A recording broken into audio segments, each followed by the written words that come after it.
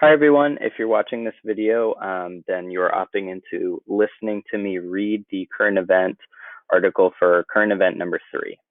So the article is titled, Turkish Police Move to Stop Greece Pushing Migrants Back. It was taken from BBC.com, which is the British Broadcasting Corporation, and the date the article was written on was March 5th, 2020. Here's a little disclaimer here. This article has been altered for clarity. All right. Turkey says it is deploying 1,000 police officers to its land border with Greece to halt the pushback of migrants into Turkey. Thousands of migrants and refugees desperate to get into the EU remain in the border zone. Greek guards have fired tear gas to stop them entering. The extra Turkish police are going to the Merik River, called Iros in Greek, on the border, Interior Minister Suleyman Soylu said. The EU has condemned Turkey's policy. The Greek government says that since early Saturday, its forces have prevented the illegal entry of 34,778 people and arrested 244. Syrians, Afghans, Pakistanis, and West Africans are among the migrants at the border. EU solidarity with Greece. In a statement, the EU Council, representing the 27 foreign ministers, said, the Council, quote, expresses its solidarity with Greece and, quote, strongly rejects Turkey's use of migratory pressure for political purposes.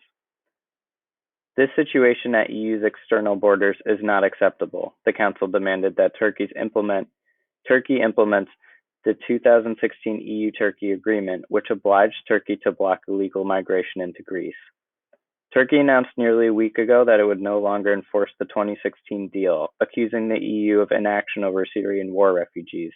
Turkey is already hosting some 3.7 million Syrians, and nearly a million more are on its southern border after fleeing from war-torn Idlib. Turkish President Recep Tayyip Erdogan is meeting Russia's President Vladimir Putin in Moscow in a new effort to reduce the Syrian tensions. Turkish forces are clashing with Russian-backed Syrian government troops in Idlib.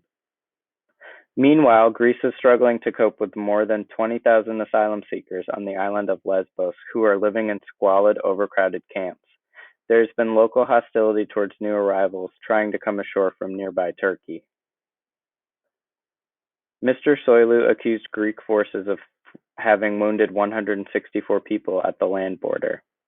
Turkish officials say a man was fatally wounded when Greek security forces opened fire on migrants on Wednesday.